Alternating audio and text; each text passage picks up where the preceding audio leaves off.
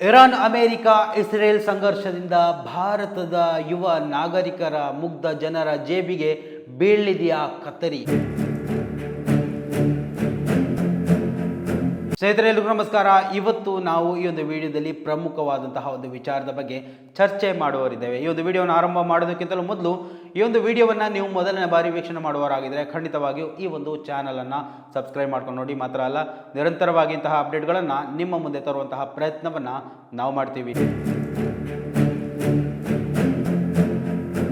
ಇವತ್ತು ನಾವು America Israel Iran ಯುದ್ಧದ ಬಗ್ಗೆ ಮಾತಾಡ್ತೀವಿ, ಕೇಳ್ತೀವಿ ಅಥವಾ ವೀಕ್ಷಣೆಗಳನ್ನು ವೀಕ್ಷಿಸ್ತಾ ಇರ್ತೀವಿ. ಏನೆಲ್ಲ ಆಯಿತು, ಎಷ್ಟು ಕ್ಷಿಪಣಿಗಳು, ಎಷ್ಟು ಡ್ರೋನ್ಗಳು, ಎಷ್ಟು ವಿಮಾನಗಳು ಪತನ ಆಯಿತು, ಎಷ್ಟು ಸೈನಿಕರು ಹುತಾತ್ಮರಾದರು, ಎಷ್ಟು ಸೈನಿಕರ ಹತ್ಯೆ ಆಯಿತು, ಎಷ್ಟು ನಾಗರಿಕರ ಹತ್ಯೆ ಆಯಿತು, ಎಷ್ಟು ಭೂ ಪ್ರದೇಶಗಳು ಹೊತ್ತಿ ಉರಿದವು ಎನ್ನುವುದರ ಬಗ್ಗೆ ಅತ್ಯಂತ ಕ್ಯೂರಿಯಾಸಿಟಿಯಿಂದ ನಾವುಗಳೆಲ್ಲ ಕೇಳ್ತಾ ಇರ್ತೀವಿ. ಆದರೆ ಇವೆಲ್ಲದರ ಪರಿಣಾಮ ನಮಗೆ ಯಾವ ರೀತಿಯಲ್ಲಿ ಬೀರುತ್ತೆ, ಇವೆಲ್ಲದರಿಂದಾಗಿ ನಮ್ಮ ಜೇಬಿಗೆ ಯಾವ ರೀತಿಯಲ್ಲಿ ಕತ್ತರಿ ಹಾಕಲಾಗುತ್ತೆ, ನಾವೆಷ್ಟು ದೊಡ್ಡ ಮಟ್ಟದಲ್ಲಿ ಆರ್ಥಿಕ ಹೊಡೆತವನ್ನು ಎದುರಿಸ್ತಾ ಇದ್ದೇವೆ, ಇವೆಲ್ಲವನ್ನು ನೀವು ಒಂದು ಕ್ಷಣ ಆಲೋಚನೆ ಮಾಡಿದ್ದೀರಾ? ಖಂಡಿತವಾಗಿಯೂ ಆಲೋಚನೆ ಮಾಡೋದಕ್ಕೆ ನಿಮಗೆ ಸಾಧ್ಯ ಇಲ್ಲ. ಯಾಕಂತ ಹೇಳಿದರೆ ನಿಮ್ಮನ್ನು ಇಲ್ಲಿ ಹಗಲು ದರೋಡೆ ಮಾಡಲಾಗ್ತಾ ಇದೆ. ಇಲ್ಲಿ ನಮ್ಮ ದೇಶ ದಿವಾಳಿ ಆಗೋದ್ರ ಜೊತೆಗೆ ನಮ್ಮನ್ನು ದಿವಾಳಿ ಮಾಡಲಾಗ್ತಾ ಇದೆ. ಆರ್ಥಿಕವಾಗಿ ಅತಿ ದೊಡ್ಡ ಹೊಡೆತ ನಮ್ಮ ಮೇಲೆ ಇವತ್ತು ಬೀಳ್ತಾ ಇದೆ. ಎಲ್ಲವನ್ನ ಈ ಒಂದು ವಿಡಿಯೋದಲ್ಲಿ ಕಂಪ್ಲೀಟ್ ಆಗಿ ತಿಳಿತಾ ಹೋಗೋಣ. ವಿಶ್ವದ ತೈಲ ಪೂರೈಕೆಯ 20% ಭಾಗ ಹೊರ್ಮೋಜ್ ಜಲಸಂಧಿಯ ಮೂಲಕವೇ ಸಾಗಬೇಕು. ಈಗ ಅಲ್ಲಿ ಯುದ್ಧದ ಭೀತಿ ಇರುವುದರಿಂದ ತೈಲ ಬೆಲೆ ಪ್ರತಿ ಬ್ಯಾರಲ್ಗೆ $200 ಮುಟ್ಟಬಹುದು ಅಂತ ತಜ್ಞರು ಎಚ್ಚರಿಸಿರುವಂಥದ್ದು. ಅಂದರೆ ನೀವು ಹಾಕಿಸುವ ಪೆಟ್ರೋಲ್ ಬೆಲೆ ವಾರಕ್ಕೆ 25% ಹೆಚ್ಚಾಗುವ ಸಾಧ್ಯತೆಗಳಿದೆ ಅಂತ. ಅಂದರೆ ತೈಲ ಅಂದರೆ ಬರೀ ಪೆಟ್ರೋಲ್ ಅಷ್ಟೇ ಅಲ್ಲ, ಪ್ಲಾಸ್ಟಿಕ್ ಔಷಧಗಳು ಮತ್ತು ರಸಗೊಬ್ಬರಗಳ ತಯಾರಿಕೆಯಲ್ಲಿ ಗಲ್ಫ್ ರಾಷ್ಟ್ರಗಳ ತೈಲ ಉಪ ಉತ್ಪನ್ನಗಳೇ ಮುಖ್ಯವಾಗಿರುವಂಥದ್ದು. ಒಂದು ವೇಳೆ ಪೂರೈಕೆ ನಿಂತರೆ ರಸಗೊಬ್ಬರ ಸಿಗದೆ ಬೆಲೆಗಳ ಬೆಲೆ ಏರ್ತವೆ, ಔಷಧಿಗಳ ಬೆಲೆ ಗಗನಕ್ಕೆ ಏರ್ತವೆ. ನೋಡಿ, ಪೆಟ್ರೋಲ್ಗಳು ಬರಲಿಲ್ಲ ಅಂದರೆ ಇಲ್ಲಿನ ಸಾರಿಗೆ ವ್ಯವಸ್ಥೆಯ ಮೇಲೆ ಎಷ್ಟರ ಮಟ್ಟಿಗೆ ಅದು ಪರಿಣಾಮವನ್ನು ಬೀರ್ತದೆ ಅಂತ. ಇವಾಗ ನಾವು ಏನು ಈ ಒಂದು 10 ಕಿಲೋಮೀಟರಿಗೆ ₹100, ಅಂದಾಜಿ ₹100 ನಾವು ಬಾಡಿಗೆ ಕೊಡ್ತಾ ಇದ್ವಿ ಅಂದ್ಕೊಳ್ಳಿ. ಇದೇ ₹100 ಪೆಟ್ರೋಲ್ 200 ಆದರೆ ಏನಾಗುತ್ತೆ? ನಾವು ಇಲ್ಲಿ 10 ಕಿಲೋಮೀಟರ್ಗೆ ಕೊಡ್ತಾ ಇದ್ದಂತಹ ₹100 $200 $300 ಆಗುತ್ತೆ. ಇನ್ನು ತೀರಾ ನಮಗೆ ಇಂಧನ ಸಿಗೋದಿಲ್ಲ ಅಂತ ಹೇಳುವಾಗ ಡಿಮಾಂಡ್ ಮತ್ತೆ ಹೆಚ್ಚಾಗುತ್ತೆ. ಇಲ್ಲಿ ಪ್ರತಿಯೊಬ್ಬ ಮನುಷ್ಯನು ಕೂಡ ಹಾಹಾಕಾರದಿಂದ ನಲುಗಿ ಹೋಗ್ತಾನೆ. ಪ್ರತಿಯೊಬ್ಬನ ಕೈಯಲ್ಲಿರುವಂತಹ ದುಡ್ಡು ಖರ್ಚಾಗುತ್ತೆ, ಆದರೆ ಪ್ರತಿಫಲ ಅನ್ನೋದು ಬಹಳಷ್ಟು ಕಡಿಮೆ ಆಗುತ್ತೆ. ಇನ್ನು ಬರೀ ಪೆಟ್ರೋಲ್ಗಳ ಮೇಲೆ ಮಾತ್ರ ಇದೊಂದು ಹೊಡೆತವ ಅಂತ ಹೇಳಿದರೆ ಅಲ್ಲ, ನಮ್ಮ ದೇಶದ ತಂತ್ರಜ್ಞಾನ ಅಥವಾ ಕಾರು ಉತ್ಪಾದನೆಯ ಮೇಲೆ ಕೂಡ ಇದು ದೊಡ್ಡ ಹೊಡೆತ ಆಗಲಿಕ್ಕಿದೆ. ಸೆಮಿ ಕಂಡಕ್ಟರ್ ಚಿಪ್ಗಳ ತಯಾರಿಕೆಗೆ ಬೇಕಾದ ಹೀಲಿಯಂ ಕೂಡ ಅಲ್ಲಿಂದಲೇ ಬರಬೇಕು. ಅದು ಸಿಗದಿದ್ದರೆ ಕಾರುಗಳು ಮತ್ತು ಎಲೆಕ್ಟ್ರಾನಿಕ್ ವಸ್ತುಗಳ ಉತ್ಪಾದನೆ ಸ್ಥಗಿತಗೊಳ್ಳಬಹುದು ಅಥವಾ ವಿಪರೀತ ತುಟ್ಟಿಯಾಗಬಹುದು. ಅಮೆರಿಕ ಈಗಾಗಲೇ ಇರಾಕ್ ಮತ್ತು ಅಫ್ಘಾನಿಸ್ತಾನ ಯುದ್ಧಗಳ ಸಾಲದ ಬಡ್ಡಿಯನ್ನೇ $1 ಟ್ರಿಲಿಯನ್ ಹೆಚ್ಚು ಪಾವತಿಸಿದೆ. ಈಗ ಮತ್ತೊಂದು ಯುದ್ಧ ಅಂದರೆ ಅದು ಜಾಗತಿಕ ಆರ್ಥಿಕ ಹಿಂಜರಿತಕ್ಕೆ ನಾಂದಿ ಆಗಬಹುದು.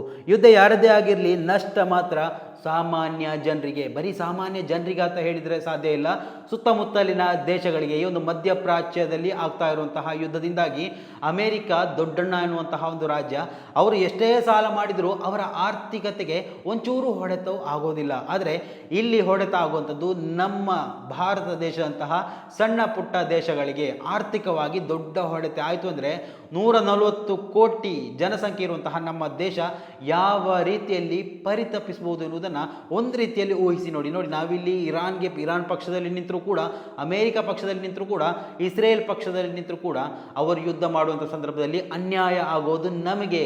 ಇಲ್ಲಿ ಅನ್ಯಾಯ ಅಂದರೆ ಸಣ್ಣ ಮಟ್ಟದಲ್ಲಿ ಅಲ್ಲ, ನಾವು ದೊಡ್ಡ ಮಟ್ಟದಲ್ಲಿ ಅನುಭವಿಸಬೇಕು. ಈಗಾಗಲೇ ನಮ್ಮ ರಾಜ್ಯದ ರಾಜಧಾನಿ ಅಂತ ಕರೆಸಿಕೊಳ್ಳುವಂತಹ ಬೆಂಗಳೂರಿನಲ್ಲಿ ಇವತ್ತು ಉರಿಸೋದಿಕ್ಕೆ ಹೋಟೆಲ್ಗಳಲ್ಲಿ ಗ್ಯಾಸ್ಗಳು ಲಭ್ಯ ಆಗ್ತಾ ಇಲ್ಲ.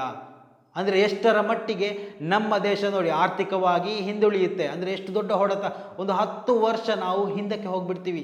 ಇದೇ ರೀತಿ 6 ತಿಂಗಳು ಏನಾದರೂ ನಡೆದಿದ್ದಾಗಿದ್ದಲ್ಲಿ ಒಂದು 10 ವರ್ಷ ಹಿಂದೆ ನಾವು ಯಾವ ರೀತಿಯಲ್ಲಿದ್ದೋ ಆ ಒಂದು ರೀತಿಗೆ ಹೋಗ್ಬಿಡ್ತೀವಿ. ಮಾತ್ರ ಅಲ್ಲ, ನಮ್ಮ ಇಲ್ಲಿನ ಬೆಲೆಗಳು ಗಗನಕ್ಕೆ ಇರುತ್ತವೆ. ಆದರೆ ಯಾವುದನ್ನು ಒಂದು ರೀತಿಯಲ್ಲಿ ಈರುಳ್ಳಿ ಇರ್ಬೋದು, ಟೊಮೆಟೊ ಇರ್ಬೋದು, ಅಥವಾ ಬೇರೆ ಏನೋ ವಸ್ತುಗಳನ್ನು ಪರ್ಚೇಸ್ ಮಾಡೋದಕ್ಕೂ ಆಗದ ರೀತಿಯಲ್ಲಿ ಗಗನಕ್ಕೇರಿ ಬಿಡುತ್ತವೆ. ಒಂದು ರೀತಿಯಲ್ಲಿ ಶ್ರೀಮಂತರಿಗೆ ಮಾತ್ರ ಜೀವನ ನಡೆಸುವಂತಹ ಒಂದು ಹಕ್ಕುಗಳು ಇಲ್ಲಿ ನಿರ್ಮಾಣ ಆಗುತ್ತೆ. ಆವಾಗ ಬಡವ ಏನು ಮಾಡ್ತಾನೆ? ಒಂದು ಹೊತ್ತಿಗೂ ಊಟಕ್ಕೂ ಇಲ್ಲದೆ ಸತ್ತು ಹೋಗುವಂತಹ ಪರಿಸ್ಥಿತಿಗಳು ಇಲ್ಲಿ ನಿರ್ಮಾಣ ಆಗುತ್ತೆ. ಇವೆಲ್ಲದಕ್ಕೂ ಹೊಣೆ ಯಾರು ನೋಡಿ? ಆರ್ಥಿಕವಾಗಿ ಇಷ್ಟು ದೊಡ್ಡ ಹೊಡೆತ ಬೀಳೋದಕ್ಕೆ ಹೊಣೆ ಯಾರು? ಇದು ನಮ್ಮ ದೇಶವನ್ನು ಪ್ರತಿನಿಧಿಸುವಂತಹ ಕೆಲವೊಂದು ವಿದ್ಯಾಭ್ಯಾಸ ಇಲ್ಲದಂತಹ ವ್ಯಕ್ತಿಗಳನ್ನು ಉತ್ತುಂಗಕ್ಕೆ ಏರಿ ಕುತುಗೊಳಿಸಿದರೆ ಇದೇ ಅವಸ್ಥೆ ಆಗುವಂಥದ್ದು. ಇನ್ನೊಬ್ಬರು ಗುಲಾಮರಾಗಿ ವರ್ತಿಸುವಂಥದ್ದು, ಇನ್ನೊಂದು ದೇಶವನ್ನು ಡಿಪೆಂಡ್ ಮಾಡಿಕೊಂಡಿರುವಂಥದ್ದು, ನಮ್ಮ ದೇಶಕ್ಕೆ ಬೇಕಾದಂತಹ ಮೂಲಭೂತ ಸೌಕರ್ಯಗಳನ್ನು ಸೇವ್ ಮಾಡಿ ಇಟ್ಟುಕೊಳ್ಳದೆ ಇನ್ನೊಬ್ಬರನ್ನೇ ಅತಿ ಹೆಚ್ಚಾಗಿ ಡಿಪೆಂಡ್ ಆಗಿರುವಂತಹ ದೇಶಕ್ಕೆ ಆಗುವಂತಹ ಸಾಮಾನ್ಯ ಅವಸ್ಥೆ ಇವತ್ತು ನಮ್ಮ ದೇಶ ಅನುಭವಿಸ್ತಾ ಇರುವಂಥದ್ದು. ಬರೀ ಬೆಂಗಳೂರಿನ ಕಥೆಗಳನ್ನು ಮಾತ್ರ ಹೇಳ್ತಾ ಇಲ್ಲ, ಇಡೀ ಸಣ್ಣ ಪುಟ್ಟ ನಗರಗಳು ಕೂಡ ಹೋಟೆಲ್ಗಳು ಕ್ಲೋಸ್ ಆಗಿ ಹೋಗ್ತಾ ಇದೆ. ಅಂದರೆ ಹೋಟೆಲ್ಗಳಲ್ಲಿ ಉರಿಸೋದಕ್ಕೆ ಗ್ಯಾಸ್ಗಳೇ ಇಲ್ಲ, ಇನ್ನು ಕಟ್ಟಿಗೆಗಳನ್ನು ಉರಿಸಿ ಅವರ ವ್ಯಾಪಾರ ವಹಿವಾಟುಗಳು ನಡೆಯುತ್ತಾ ಯಾವುದೂ ಸಾಧ್ಯ ಇಲ್ಲ. ಇವೆಲ್ಲವನ್ನ ಮನಗಂಡು ಇವತ್ತು ಹೋಟೆಲ್ ಉದ್ಯಮಿಗಳು ಏನು ಮಾಡ್ತಾ ಇದ್ದಾರೆ ಅಂತ ಹೇಳಿದ್ರೆ ಇವಾಗ ಕ್ಲೋಸ್ ಮಾಡ್ತಾ ಇದ್ದಾರೆ. ಮುಂದಿನ ದಿವಸಗಳಲ್ಲಿ ಸಾಲ ಬಾಧೆಯಿಂದಾಗಿ ಆತ್ಮಹತ್ಯೆ ಕೂಡ ಮಾಡಿಕೊಳ್ಬೋದು. ಇವೆಲ್ಲದಕ್ಕೂ ಕಾರಣ ಯಾರು? ನೀವುಗಳು ನಮ್ಮನ್ನು ಇವತ್ತು ನಿಯಂತ್ರಣದಲ್ಲಿಟ್ಟಿರುವಂತಹ ನಮ್ಮ ಅಧಿಕಾರಿಗಳು, ಆ ಅಧಿಕಾರಿಗಳನ್ನು ನಿಯಂತ್ರಣದಲ್ಲಿಟ್ಟಿರುವಂತಹ ಉತ್ತುಂಗದಲ್ಲಿರುವಂತಹ ನಮ್ಮ ದೇಶವನ್ನು ಆಳ್ವಿಕೆ ನಡೆಸ್ತಾ ಇರುವಂತಹ ವ್ಯಕ್ತಿಗಳು ಇವೆಲ್ಲದಕ್ಕೂ ಕಾರಣ.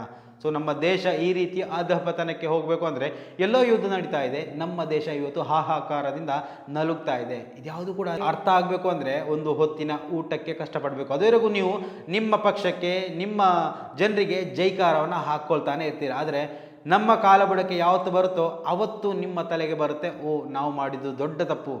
ನಾವು ಆಯ್ಕೆ ಮಾಡುವಂತಹ ಸಂದರ್ಭದಲ್ಲಿ ಒಳ್ಳೆ ವಿದ್ಯಾಭ್ಯಾಸ ಇರುವಂತಹ ಬುದ್ಧಿವಂತ ನಾಯಕರುಗಳನ್ನು ಆಯ್ಕೆ ಮಾಡಬೇಕಿತ್ತು. ಇವತ್ತು ಏನೋ ಮಾಡಿಕೊಂಡು ಎಡವಟ್ಟು ಮಾಡ್ಕೊಂಡ್ಬಿಟ್ವಿ, ಯಾರದೋ ಗುಲಾಮರಾಗಿ ನಮ್ಮ ದೇಶವನ್ನು ಬಲಿ ಕೊಡ್ತಾ ಇದ್ದಾರೆ ಅಂತ ನೀವು ಅಂದುಕೊಳ್ಬೋದು. ಅಲ್ಲಿವರೆಗೂ ನೀವು ಜೈಕಾರವನ್ನು ಹಾಕ್ತಾನೆ ಇರ್ತೀರ. ಸೊ ಈ ಒಂದು ಯುದ್ಧದಿಂದಾಗಿ ಯಾರಿಗೆ ನಷ್ಟ ಆಗುತ್ತೋ ಯಾರಿಗೆ ಲಾಭ ಆಗುತ್ತೋ ಗೊತ್ತಿಲ್ಲ, ಆದರೆ ನಮ್ಮ ದೇಶಕ್ಕೆ ಆರ್ಥಿಕವಾಗಿ ಅತಿ ದೊಡ್ಡ ಗಂಡಾಂತರ ಎದುರಾಗ್ತಾ ಇದೆ. ಸೊ ಸ್ನೇಹಿತರೆ, ಈ ಒಂದು ವಿಚಾರವನ್ನು ನೀವು ಗಮನಿಸ್ತಾ ಹೋದರೆ ನಿಮ್ಮ ಅಭಿಪ್ರಾಯ ಏನು ಅನ್ನೋದನ್ನು ಕೂಡ ಇಲ್ಲಿ ಕಮೆಂಟ್ ಮಾಡಿ. ಮುಂದಿನ ಮಾಹಿತಿಯೊಂದಿಗೆ ಮತ್ತೆ ಭೇಟಿಯಾಗೋಣ. ಅಲ್ಲಿವರೆಗೂ ನಮಸ್ಕಾರ.